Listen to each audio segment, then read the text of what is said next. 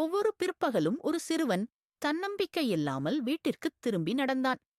பெரிய கனவுகள் பெரியவர்களுக்கே என்ற எண்ணம் அவனுக்குள் இருந்தது. ஒருநாள் அமைதியான ஒரு குளத்தின் அருகில் விழுந்திருந்த ஒரு கிளையைத் தாண்ட முயன்று போராடிக் கொண்டிருந்த ஒரு ஆமையை அவன் கவனித்தான். ஆமை மெதுவாக நகர்ந்தது. மீண்டும் மீண்டும் வழுக்கி கீழே விழுந்தாலும் அது முயற்சியை நிறுத்தவே இல்லை. சிறுவன் அருகில் அமர்ந்து அதை கவனித்தான். நிமிடங்கள் கடந்தன. மேலும் சில நிமிடங்களும் சென்றன. இறுதியில் தொடர்ந்த முயற்சியால் ஆமை அந்த கிளையைத் தாண்டி தண்ணீரை அடைந்தது. அந்தக் காட்சியால் சிறுவனின் உள்ளத்தில் ஒரு மாற்றம் ஏற்பட்டது. வேகம்தான் வலிமை அல்ல, அளவுதான் சக்தி அல்ல என்பதை அவன் புரிந்து கொண்டான். அந்த நாளிலிருந்து சிறுவன் பள்ளியிலும் வாழ்க்கையிலும் பொறுமையுடன் முயற்சி செய்யத் தொடங்கினான். ஆமை போலவே தினமும் துணிச்சலுடன் எடுக்கப்படும் சிறிய அடிகள் கூட பெரிய வெற்றிகளுக்கு வழிவகுக்கும் என்பதை அவன் கற்றுக்கொண்டான்.